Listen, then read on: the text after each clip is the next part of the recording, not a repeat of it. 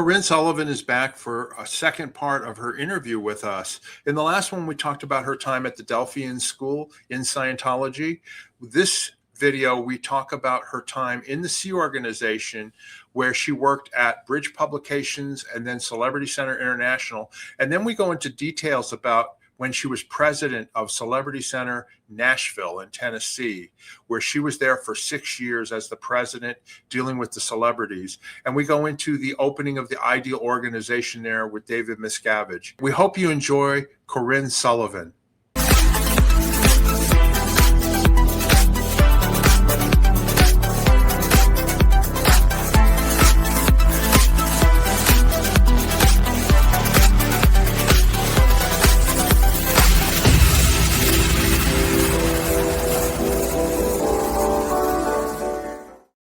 Hi, everybody. Welcome to our channel, Scientology Peeling the Onion. Of course, my name is Mark Fisher. I'm here with Janice Gillum-Grady, my co-host, the bestest. G'day. How you doing, Janice? I'm doing good. Yep, it's good day. It's always a good day here in Las Vegas, and we're glad to continue our interviews. We're going to continue with we did an interview recently with Corinne Sullivan about her time at the Delphian School. And it was very popular. Lots of people watched it. And this is our second interview with her. And we're going to be talking about her time in the Sea Organization, Celebrity Ctr Nashville, things like that. Right, Janice? Yeah, so that would be a lot of fun doing a comparison of the old days when my mother ran Celebrity Ctr and then what it was like when she was there and what people are still even there. Yeah, exactly. Well, then, without further ado, let's bring in Corinne Sullivan. Hey, Corinne, how you doing? Hi, good. Thanks, Mark. Hi, Janice. Really enjoyed your other interview that we did about the Delphian School. I mean, I guess there were a lot of people went to that Delphian School, and I think people reached out and comments and questions and things like that. Yeah, that's great. That's great to hear. We wanted to go into, your time in the Sea Organization, and Corinne left Scientology in 2019, right? Is that when you left the staff? That's when you left staff, right? I left in February of 2019. You're still a Scientologist. You're still a Scientologist. I am a Scientologist, yes. Right, but you left the Sea Org and being active as a staff member. But you're not on lines anywhere. But you believe in Scientology and you run your life as a Scientologist should. That's right. Okay. Good. So let's start at the beginning of when you joined staff and the Sea Organization, and we talked a little bit about that in the last interview. But why don't you carry on? I mean, what was your position? What was the first org that you worked at? Yeah, well, I wanted to come on the show originally to talk about that scenario because I started when I was 17 in Los Angeles as a result of interactions with the recruiter there named Brandon Faust, and before him, David Jensen. And Delphi, the earlier episode on Delphi, I'm glad we did that because it gives information to the viewers as to the stress that I was under when I graduated. So I had just graduated in June of 96. I actually graduated in December of 95, but at Delphi you finish the program and then you come back for the commencement when you're done. So I had gotten my diploma and I was on a vacation to LA, and Brandon Faust sought me out because he wanted to recruit me. And I was driving a car to get there. So I was going to get on a flight on a Thursday and fly back home to Oregon. And it was about 5 days of real vicious statements and basically bringing in my mother to all of this and threatening her with expulsion, basically. So I was in LA and I ended up saying, okay, I'll just start on staff. And then I did the EPF and took 2 weeks. Yeah. So they were threatening your mother with expulsion if you didn't sign up and join the Sea Org? Yes. Yeah. And where was your mother at the time? She was in Oregon. On staff? No, just living her life in McMinnville, Oregon. She had a really big house, a 7-bedroom house, and I had in McMinnville, and she was expecting me to come back and help her, as I had basically been intensively at the school for 7 years. And there was a lot of pressure on her to keep paying for the tuition. So now I was done, and she had my little brother was 2 years old at the time. So she, it was time for us to basically reassess our lives and put our lives for the future together as a family. And that never happened. So I ended up going on staff. Yeah. And they needed her permission because you were under 18. That's right. And that's where they threatened you with expulsion. Yeah. That's right. Yeah. So you basically were going in under duress. In other words, it was terrible. I mean, I felt like a totally different person after that. I felt like my reality was like completely worthless, and my body was like in LA and my mind was back at home all the time. So it was just a very surreal experience. I immediately, for the next several months, I was basically trying to leave. And there was one point when Nicole, one of the recruiters, had me go in this room, and she locked the door. She said, just sit and, write your overts and withholds up. And, and then she locked the door, she left. And the receptionist, Kelly, actually came over and unlocked the door. And she said, I'm going to tell Nicole that she can't lock anybody in.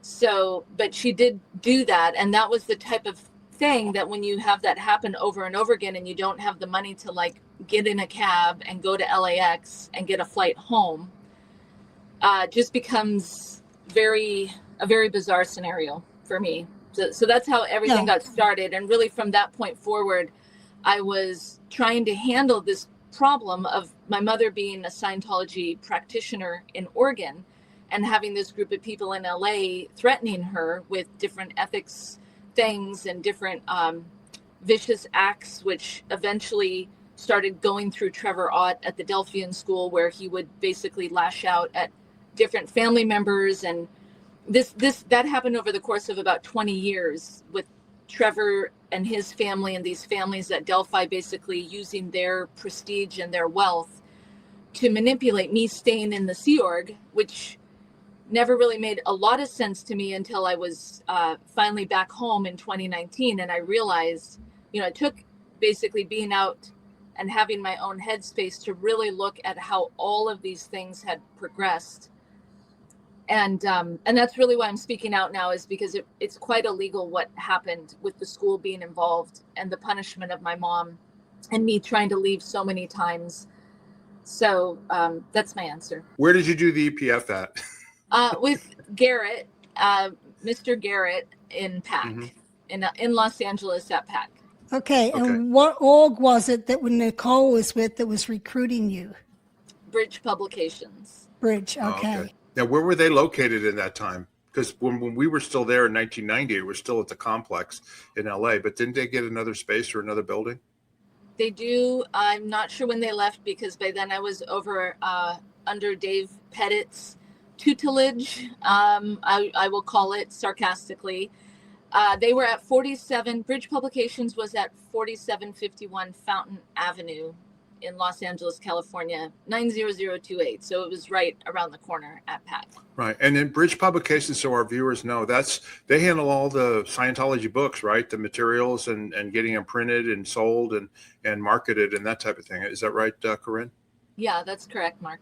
When we were there, they didn't have this big room with their own printers and things like that. They used to always, go to other companies, have them do it. But apparently they've got all this high-tech printing equipment now.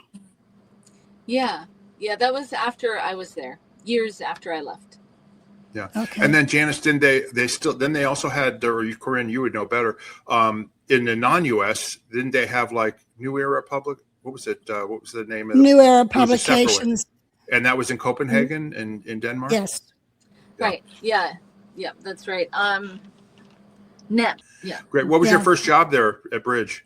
I had one job the whole time. I was the mission sales manager. So I was contacting 200 missions between North and South America about selling Dianetics and other books. Right. And your job was to get them to order and to buy books, right? And then the money would come to Bridge Publications. Is that right? No, I basically would help them with sales strategies and stuff like that. Okay. Like, More of a marketing promotion type of thing? Yeah, in the mission network. So you'd have people who had bought like a franchise and they'd been approved through SMI, and they would basically be reaching out to people and selling whatever they were selling. And my job was to encourage them to read and sell the books by L. Ron Hubbard. Right, because to have a SMI mission, a Scientology mission, or a franchise, they had to buy packages, like hundreds of thousands of dollars worth of books. And then those would all land on their doorstep, and now they've got to learn how to sell those books to unload them. That's right, yeah. Yeah. Do you remember what were some of the missions, the bigger missions that you dealt with during that time period? Like, what were some of the biggest missions in Scientology at that time? I can't remember the last name, but maybe it was Snyder. But they had several different missions, and they had Buenaventura mission, which was one of the biggest missions. Where was that? And they had Walnut Creek, or Stevens Creek. I think so. Yeah. When I was Watchdog Committee SMI, they were my biggest mission holders. Oh, wow. Okay. So you're familiar with the whole network and everything. Yeah. Yeah, Janice was the Watchdog Committee member over the Scientology Mission Network when the late 1980s, right, Janice? Before we left in 1990. Yeah, in the 80s, and every time I turned it over to someone else, the stats would crash, and so I'd be giving it back. No matter what my job was, I'd get SMI back, and the stats would go back up. And I had a lot of affinity for the Mission Network, having grown up in a mission. Cool. So I knew what my parents went through in doing their own mission. So, wow. Which mission was that? We had one in Melbourne, down in Australia. And then my dad had the Phoenix mission in the late 70s. Well, actually, throughout the whole 70s, he had the Phoenix mission. How long were you there at Bridge? And, Yeah, what became of you there? Okay, well, so I was there for 2 years, and I'm glad you asked that, because basically I got transferred from Bridge Publications to Celebrity Ctr International, and I never got the answer as to why that happened. Corinne, what was your job at Celebrity Ctr International in Los Angeles? I was I started off as the gala ticket sales IC, and I did that for 2 to 4 weeks. I was put in the lobby in a dress, in a gown. So every day I had to be in a new gown, standing in the lobby selling tickets to the annual gala. And so I did that with another Oregonian named Tim Butler, and so then they made me the public registrar, and I was the public registrar for 6 weeks, and I really started with Shane Woodruff. That's when I first met Shane Woodruff. I walked into Division 6, and he said, the gala is over and I want to take Sunday off. So can you basically handle the people that are coming in? So I said, well, what do I do when the people come in? And he said, just sign them up for a course. So he left, and he came back the next day, and I had signed 6 people up that day. Wow, that's great. Hey, let me ask you on the gala, what was the gala? Is that based off the anniversary of Celebrity Ctr? It is, yeah. Yeah. It is. Okay. So it's they put basically like an AstroTurf down on the big parking lot at CC, and then they do some really exotic decor and put up a big stage, and a lot of artists come and they sing, and people wear, it's black tie ticketed event. I think the tickets, general admission at that place, were somewhere like $150, but then the reserved seating was like $350 to like $600. Wow. And you Now, can this buy is Celebrity Center. This is Celebrity Center in Los Angeles. It's the Manor, the old Fifield Manor. And then where would they have the gala? Out there on the lawn, right? Off to the left? Left of, in that photo would be to the left. So yeah, you see that space there? There is a big parking structure, 2-story parking structure. And they put AstroTurf all over the top of one of them, of the top level. And then the whole party goes from the building to the AstroTurf area and even into the pavilion, which is set up for like dancing. Right. Okay. Because I remember that reminded me back when I was chief officer and deputy watchdog committee chairman, they had the first gala to celebrate. I think it was had to have been 89. It had to have been. So that would have been 20 years anniversary for Celebrity Center. And it was interesting because my sister and I were invited and they wanted us to speak as Yvonne's daughters.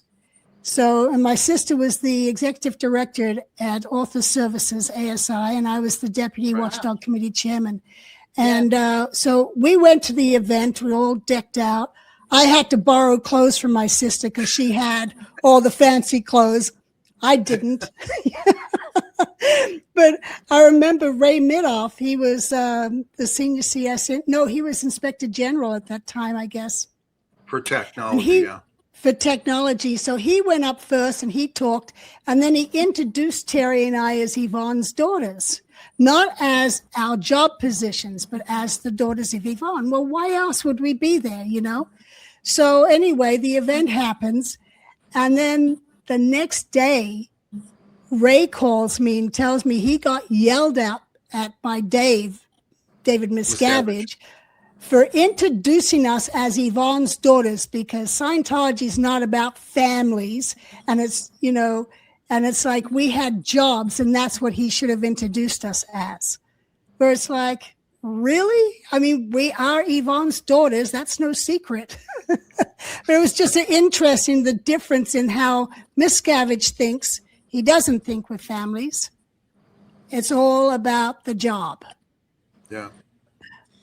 So then I got 6 people came through the door. Actually, like 10 people came through the door and 6 of them started. So I was off on a really good foot with Shane Woodruff from the very beginning.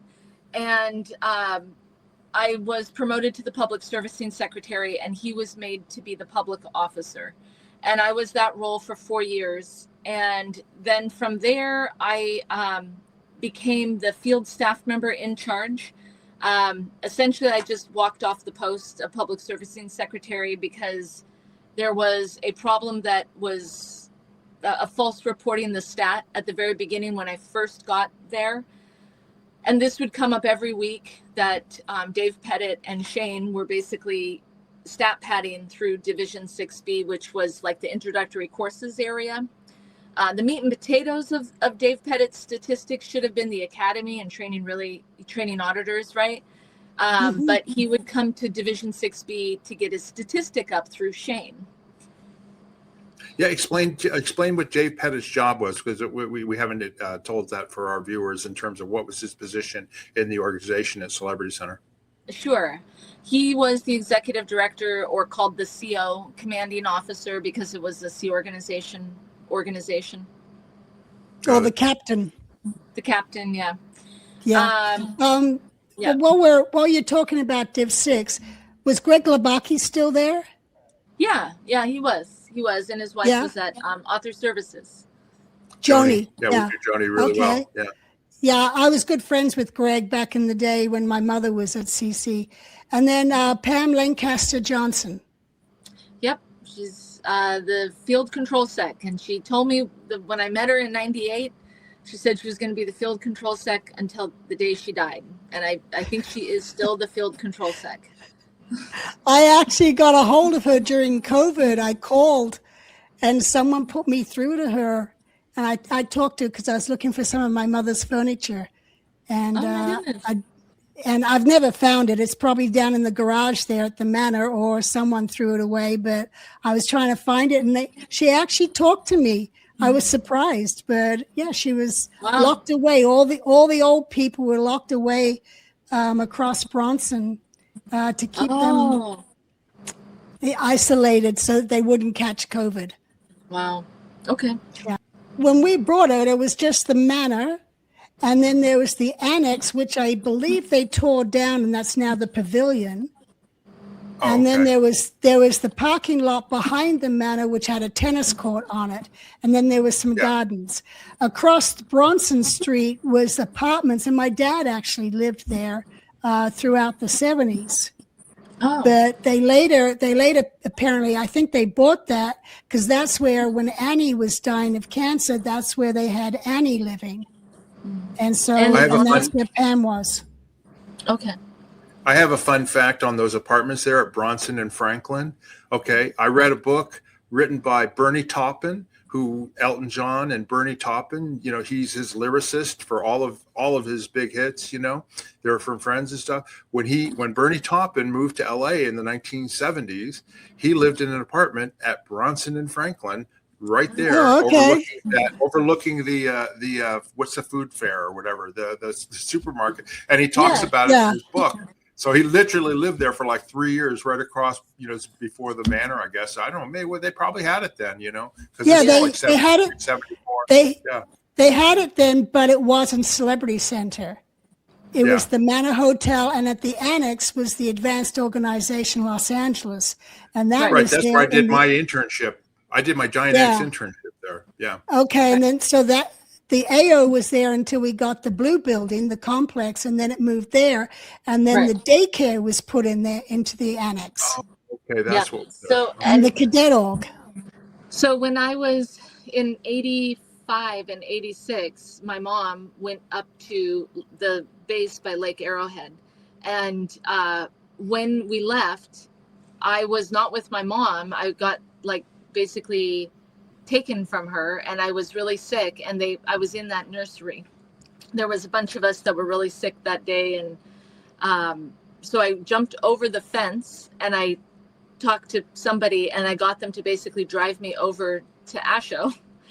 And then I went running through the building, and I must have been told by about 30 people that I wasn't supposed to be there. And then I basically surprised my mom, and she was really shocked to see me. And she basically said that my daughter is sick. And that was when she left. She left staff at that point.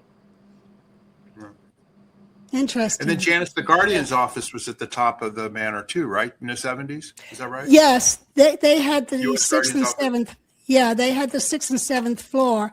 I worked up there. I worked up there in 76 when I was covering the external communications office for Hubbard, because he'd just moved from DC to LA. And so we were using the Geo's telex machine and all that kind of stuff. And I lived, while I was working up there, I actually lived down across the road on the other side in the Shangri-La Lodges. Oh, okay. Was it called the Shangri-La Lodge back then? Yes, it was. Yeah. But it was strange. It was strange living there because it was only for a few months. And then Hubbard got us out of the GO, and we went over to the Hollywood Inn and worked in the basement there.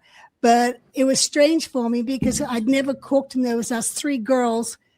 You know, we'd go across the grocery store, go back, and we had a little hot plate, and we'd cook steaks on the hot plate. And we had no idea how to cook or anything like that. But you were teenagers still, right?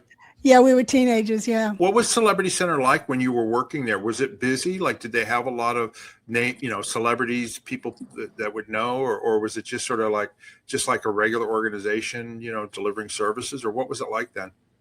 They had attending services. They had something in the area of like 400 to like 800 people a week coming in.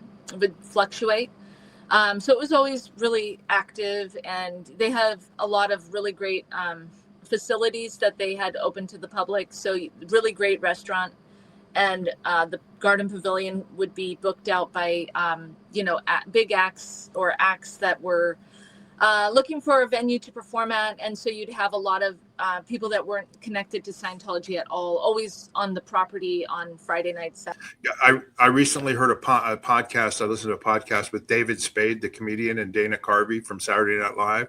And David Spade mentioned that he went to this chiropractor, and the chiropractor got him to come to the Manor to have lunch at the restaurant there at the Manor, because the guy was trying to recruit, basically disseminate to him to get into Scientology. And he said we had the meal on, and then he goes, I was done, and then I was out the door. But it's funny how, they use that facility, to try and get new people into, Scientology. Then in 2009, they opened the, they had acquired the old Fall School building, which is this gorgeous building in Nashville, Tennessee. And it really is just absolutely stunning.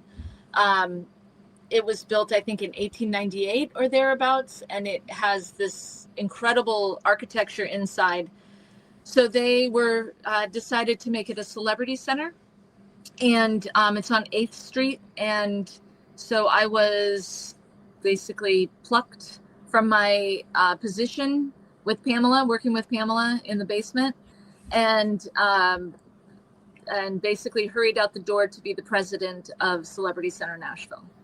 Now, what is the president position? What does that mean? Is it different than the captain or the executive director, or is it the same? Or it's a lot different. You are essentially the public-facing personality for anybody who wants to do interviews at the church or come in and find out about it. An executive director, and her name was Renee Dusak, and so she was there with me, and she ran the actual church. But, of course, as the president, I could get anything done that I needed to in order to be able to do my role. So it's, it's the top. Would you interact with celebrities too? Is that also celebrities were brought in? Yeah. That's her job as the CEO, as the president. Her job was to be totally celebrity oriented and get them through their services, keep them happy, do whatever. But it was the president who dealt with the celebrities, where the other people serviced them. I agree. That building is beautiful. I was in Nashville about 4 years ago, and we drove to the Nashville Fort, or Fort Nashville. Yeah. There's an old fort there. We went up there, and after seeing there, we're driving down, and suddenly I go, oh my God, there's a Scientology building here. Because you don't see it at first because it's covered by trees, and then suddenly this big building is there. Yeah, I was very impressed. What year was that? Beautiful building.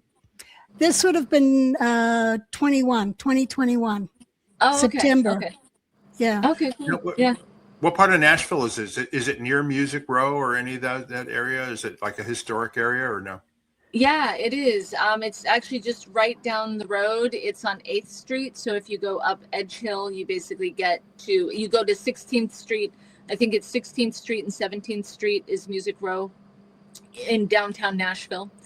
So yeah, really, really close to it. And then where would you live? Like, did you live in the building there, or did they have a separate birthing area for you guys?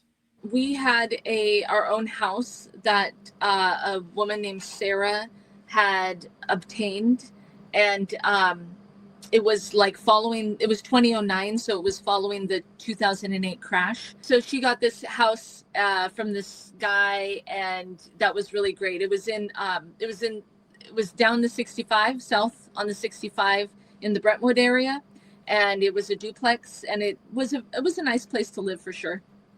Oh, so it wasn't close by. No, it wasn't. So we had to have vehicles. Yeah. Let me show a few pictures here. This is the reception area, right? Yeah. And see those pillars? Those are like continuously on all 3 floors. So these huge, massive, like tree trunks, basically. This building is just gorgeous. And right behind the pillars, you can see that there's a skylight. So every area of the building is able to be in contact with natural light. So you can stand there and look up, and it's a skylight up there. Yeah. This is the grand opening. This is a photograph I grabbed off the internet there when they had the ribbon cutting with David Miscavige and stuff, right? And this is the opening. Do you remember that? So that was 2009? Yeah, that's right. Yeah. Okay, and then you're in this picture here, aren't you? I am at the very end with the blue collar. Okay. And that's David Miscavige in the front. Yep. And then Dave Pettit is right behind him. Okay. And then name the rest of the people there. Yeah. In the light suit behind Dave Pettit is Dan Maddox, and his family has prestige. They are Maddox. There's a Maddox Hall or a Maddox Atrium over at Belmont University, which is perhaps one of the most important music schools is at Belmont.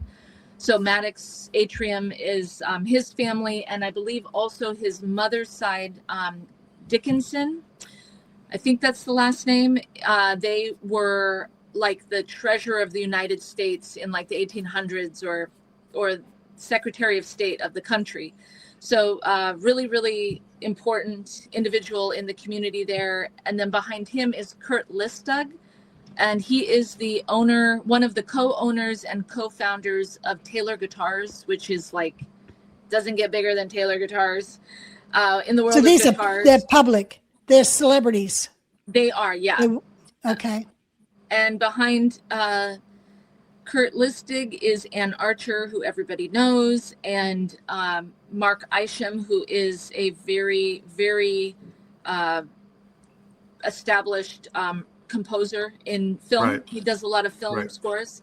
Yeah. And then, of course, Jenna Elfman from Dharma and Greg. And then behind that is Renee Dusak, and she was the executive director. And then I'm the president there. That crowd, Mark, go back to the picture of the opening event. Yeah. Were any of those people bussed in, or that's naturally what showed up for the event? Well, we were pretty proud of all those people that we got there. Actually, Alex Jentz, Karen Hebert Jentz's son, was the call-in officer, and he was there full-time calling people in.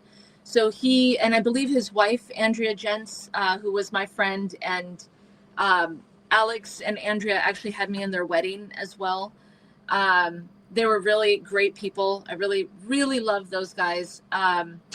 They were basically there full time for the grand opening. So Alex called in like 1,200 people. And yeah, they probably were bussed in, honestly, Janice, but that was kind of, Alex was really over the top. He was like a circus leader. You know, he was a very fun person to work with and always had a lot of things happening. So yeah, I mean, people, they were bussed in because the Church of Scientology paid for their buses, but they came from like the Church of Scientology in Ohio, Washington, D.C., Florida, like I don't know, anybody that felt like they could drive a bus to Tennessee. It wasn't too far. They were bussed in from there. Okay. And there were Scientologists in the area. In particular, there was a church that had operated in Nashville for a long time. And it was headed up by a woman named Teresa, who, believe it or not, ended up in a psychiatric facility, if you can believe it. Wow. Yeah. She was very attacked. She was very maligned. And this is like, you know, that looks great. The grand opening is wonderful. But just like with any group of people, you know, there was some real vicious hatred going on with Teresa. So that was something I discovered, actually, knowing, again, I'm the president of the church. I discovered it because I wanted to talk to her and I wanted to find out about the people there. So I finally got an address and I went to that place, and it was a locked down psychiatric facility that I wasn't able to enter. Wow. Yeah. Right. Wow. That was something that really had me scared, you know, because the protection, there was no protection for that woman. And there was a huge problem with fundraising that happened in that field. And I don't know the details, but, you know, it's just, again, you have no details of what really happened, but you had the executive director who was saying what is happening in our area is not correct. It's illegal. And by the time I get there and we have the whole grand opening and everybody's going towards one target, when the dust settles, can't find her. And then she's in a like locked in psychiatric ward. Yeah, that's horrible. That is absolutely horrible. They bought the building. They had to renovate it. They had to get it all set up and all that. They also had to get staff, right? And then you were part of the staff that they had to get. How did they do that? And how many people roughly were on staff during that time period when you first opened up? Sure. There were 6 people that were on staff when they started the fundraising. And actually, they had bought the building and there were 6 people on staff. And then they did recruitment in all the other areas throughout the United States. And I think like 66 people came from Los Angeles, but they were not temporary. They were there for 2.5 years. And then a lot of them actually re-signed as well. So we had about 100 staff for the first 2.5 years. And then that first contract ended. And then we had a dwindling down to like, let's say down to like 60 staff basically for the next 2.5 years. So they weren't Sea Org staff? They weren't Sea Org? They were no. Okay. There were so they were just 12 recruiting. Yeah, there were 12 Sea Org members when we started, but the rest of them, there were 66 from LA, and we ended up we were, going for basically keeping it at 100 staff. Got it. And you made enough income to support 100 staff? We were doing all right at the beginning. I would say the answer to that is no, because we didn't do the proper work that you would do to build up to a scene like that. So, some of these people were just able to, be funded by their families and so forth. But that is, of course, again, all the problem we had to do with people being recruited by this recruitment team that was not us, but they were basically promised the moon. It's like everything was sort of done in reverse. So you're always trying to kind of come back to present time, but the agreements are keeping everybody in the past. So I would say that strategy doesn't work unless you have everything funded, for 5 years of 100 staff, because then you can do it, because then everyone can, buy shampoo and, get their food and their nutrition and go to the doctor and get like a clean pair of shoes and all that sort of stuff. And the recruiters don't have to make all those false promises that they do. Right. Yeah. I mean, again, this is like kind of like the other area we were talking about, where there's certain things that are so important that if they aren't taken care of, you end up in people that are just crushed, really crushed. Yeah. And I'm very sensitive to that, and I saw that was happening. And there wasn't a way to really handle it other than to try to run to keep up with it. And when that just proved totally fruitless, there just was no channel to resolve it in a friendly Scientology way. Was that paid for by wealthy donors, like who contributed, or did the Sea Org reserve? You may not know. I mean, like did Sea Org pay, or because we hear about these, we get these donors to donate money for the buildings. Yeah. Well, I will tell you, because it is common knowledge in this country that when you are collecting funds for a non-religious or for a not-for-profit, that there is a responsibility to tell people what you did with the money. So half of that building was purchased and the renovations was paid for by fundraising that initiated in the Nashville area. And the other half was done by someone that we don't know. We were told it was done by international management. Right. Yeah, it could have been money from when we got there, then we have 100 people that we're supposed to handle. But we're coming from a background of like, I have nobody that's going to buy me a car or pay for my food, So now we're supposed to just magically magic all these people's problems that are not problems that like the subject of a movie. They are problems like that day they need to feed their child, So everybody goes to handle the child that must be fed, or that day they have to pay their rent. So doing things out of sequence was traumatic. Yeah, and if 60 people came in from Los Angeles, they all had to find a place to live. Yeah. Yes. Yeah, and some were successful if they had money, and some weren't, and some were falling on their face, and that's basically what happened. Okay, this is David Miscavige at the grand opening of your Celebrity Ctr Nashville. Did you actually meet him or talk to him during that, or what was your interaction like with him? No, I mean, I wouldn't say I really met David Miscavige. He went down the row and shook everybody's hand, but I never had a conversation with him in my life. Right. So he just came and went. Yeah. And again, I kind of like feel I felt bereft of information, like vital information, the entire time I was there. So again, I feel like the need for people to be able to really understand each other and have a lot of transparency is like a life or death matter, especially when I was in my position in this remote location.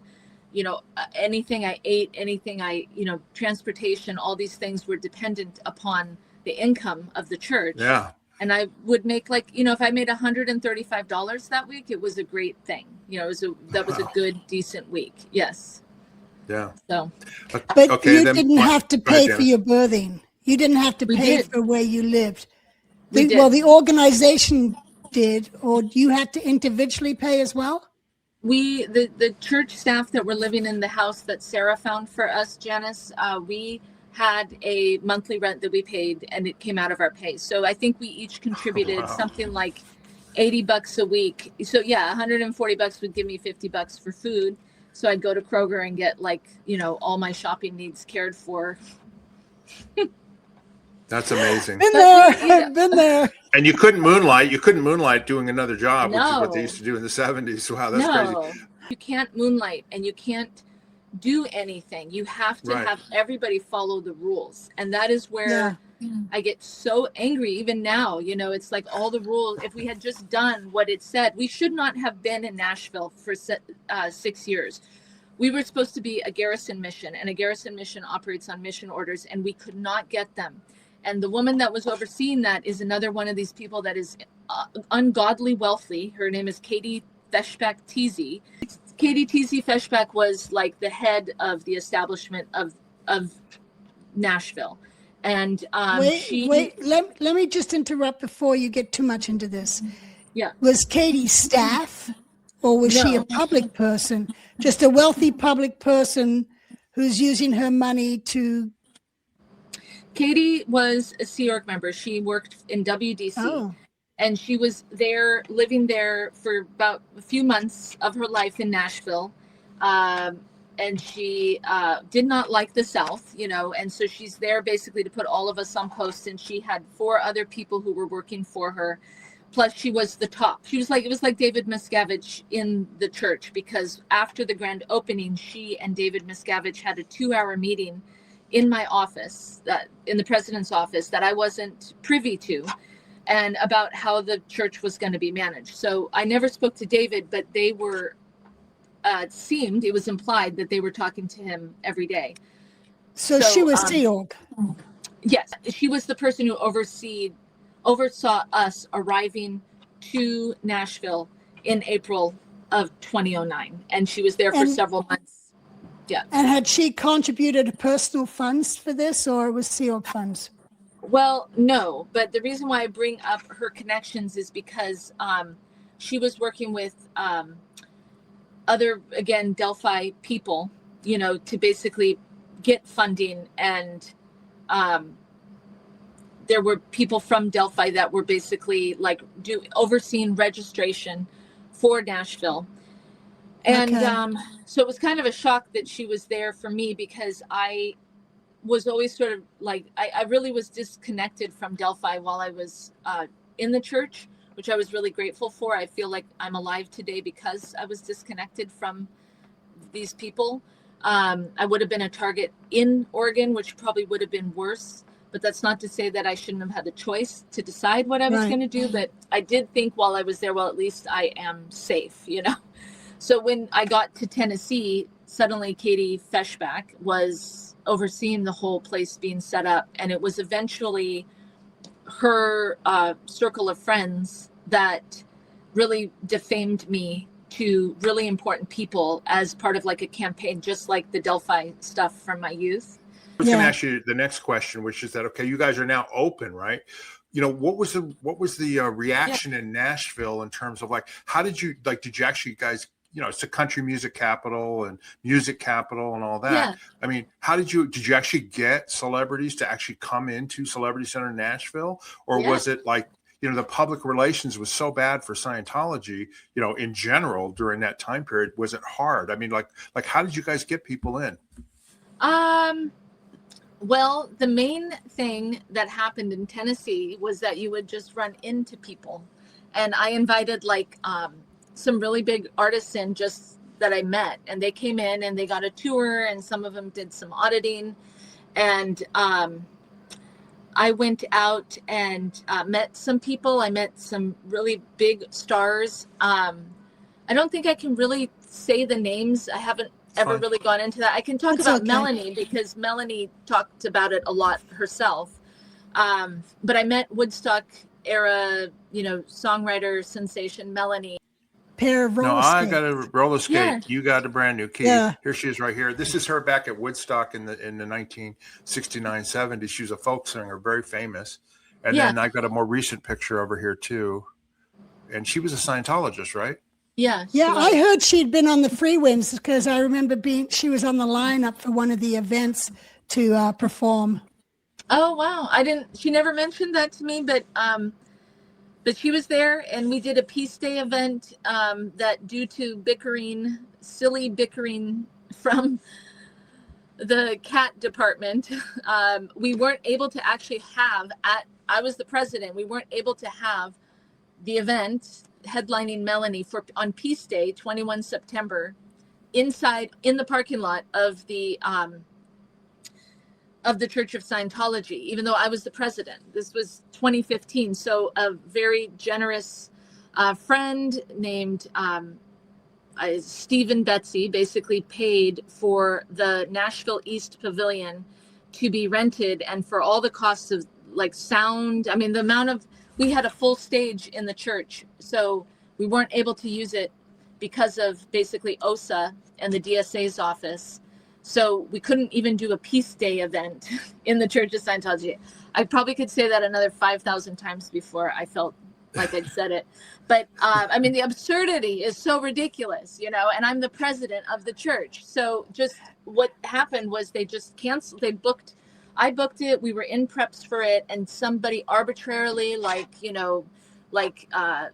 France, when the Queen said, "Let them eat cake," that's how it felt. Like, oh, just cancel the Peace Day concert. Who cares? So thankfully, Steve and Betsy paid for things, and we were able to do this event at the Nashville East Pavilion. And that's really actually, that attitude is actually how I got anything done, was that if I got stopped, I just asked people to help me make it work anyways. So we did that. Go right. Yeah.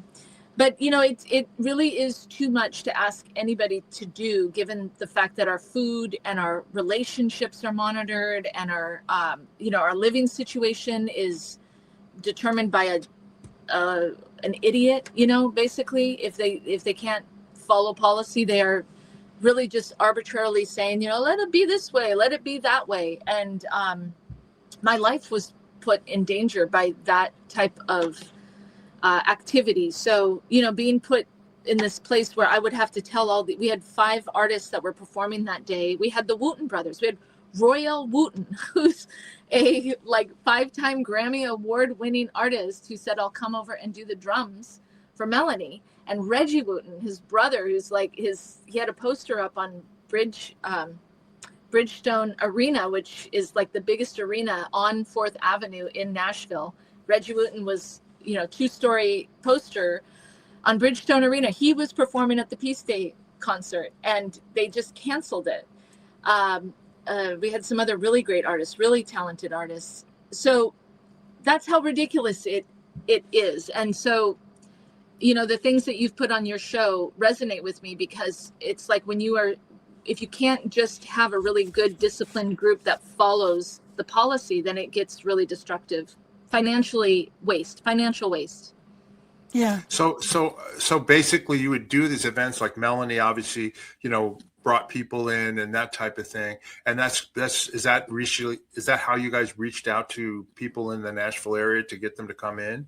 Events that we did for Scientologists would be like industry seminars, where someone like Mark Isham, who was on the stage, he would talk about Dianetics and Scientology, and we were really upfront about that. I mean, I never had any problem doing that, because we're doing the event at the Church of Scientology, and a Scientologist is talking, and it says, "We are going to talk about Scientology here." So it's sort of like it's nothing not that hide. complicated. Yeah. Now, did Mark Isham, did he live in the Nashville area? Like, were these, or did you guys fly these people in from LA, or how did that work? I can't remember about Mark.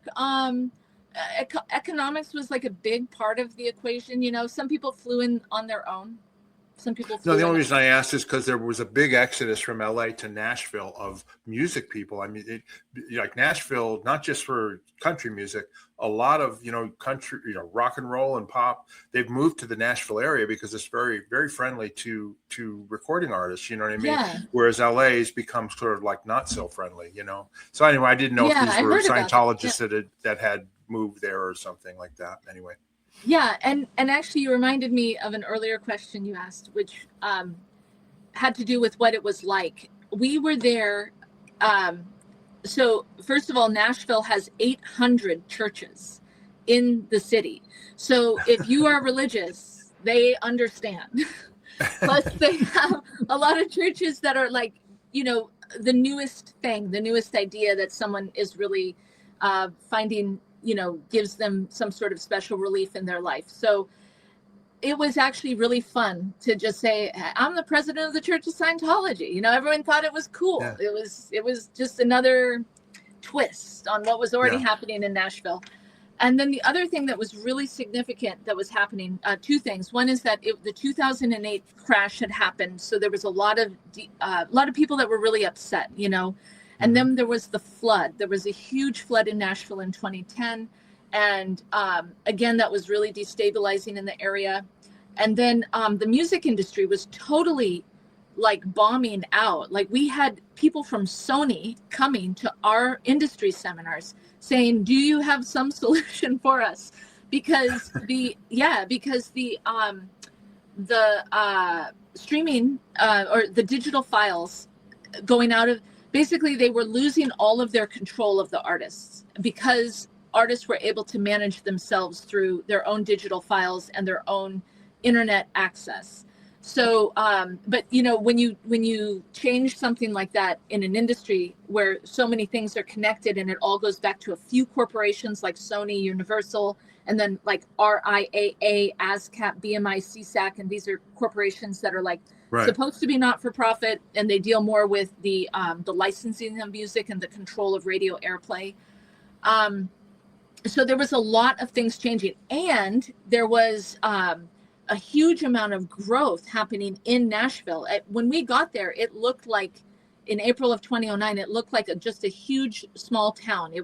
There were no real significant skyscrapers other than what they call the Batman building. And now it's just filled with skyscrapers. Yeah. So, yeah. Yeah. Nashville's really growing. Yeah. Very rapidly. So it was an interesting time. A lot of things were changing, and we were able to just, coexist fine. I understand. Corinne, this is really interesting information for me. I know it is for Janice too, because, Janice's background with Celebrity Ctr. And I'm, like I said, I have interest because, we left in 1990. So I have no idea how these ideal organizations were really set up and that type of thing. But it sounded like they did a good job with this building and all, and you guys getting set up there. But then, of course, they didn't support you financially. And you went into that as well in terms of, money for food, money for housing, things like that. But anyway, typical. I just want to, on the next one, we'll on the next episode, we'll talk about, what went on from there, and you can continue with your story. How's that sound? Sounds great. Okay, great. Well, anyway, I just wanted to mention I have to do this for Janice because she's my great sponsor here on our channel. Yeah. You need to go down to our merchandise. We've got Outback Naturals complete liquid multivitamins right down below. Go down, click on the link to our merchandise store. You can go to vites.com and you can order. I take it every day. It's just 2 tablespoons or a little shot glass. That's how I like to take it. You get all your vitamins. It's peach flavored. You refrigerate it. You shake it up, refrigerate it, shoot it down, and you've taken all your vitamins for the day. And it gives you an energy boost, and it's much better than a handful of pills. So anyway, It's a great product, and we appreciate Janice sponsoring our show here with her complete liquid multivitamins. So if you guys are interested, you can order them down below in our merchandise store. You ship them in the United States, right, Janice? Yes, I ship in the U.S. And yeah, just ditch the pills and drink the power. It That's looks the good. slogan. Yeah, I want to try it. Looks delicious. Actually, I'm It is. sitting It's really here good. Thinking I need vitamins. I need those like right now. Yeah, it does give you a lift. It does. It's very It good. really does, and it's easy. I mean, I hate taking lots of pills and stuff, but it's very easy to do. So anyway, if you guys are interested, there's a link down below. You just click on our merchandise store. You can order it, and we'll get it shipped out to you. And so we just wanted to mention that. The other thing I wanted to mention, if you haven't already, please subscribe to our channel. Rock slam that like button. Hit that notification button. That way you know whenever we get out another episode of another interview, you'll know. And also it helps support the channel so that other people see it. We get these videos out, it gets in the algorithm, and a lot of people watch that maybe had nothing to do with Scientology and want to learn about, the abuses and the things that went on there and the history. So anyway, so we appreciate that if you hit the subscribe button. The other thing is, if you have any questions or if you have any comments, please go down below. We read them, we answer them. We got a lot of comments on your last interview. And so if you got anything you'd like to say, please go down below, and we appreciate that. And the last thing is, if you want to support our channel, you can buy us a coffee. There's a link in the video description down below. It's very simple. And it's just the money we get from that just basically pays for the expenses we have for putting on the show and stuff. So anyway. And rock slam that like button. Absolutely. Got to rock slam it. Anyway, have you guys got anything else you'd like to say, Corinne or Janice, before we end off here? No, thanks for having me back. I appreciate it. No Thanks problem. for coming Stick back. around. I enjoyed that. All right. So did I. I would have liked to have heard more stories, Janice. Oh, we got maybe lots in the of them. next interview, we'll go into more stories. Okay, that'd be great. Okay. Okay. Until next time, everybody. Bye-bye. We'll see you later. Bye.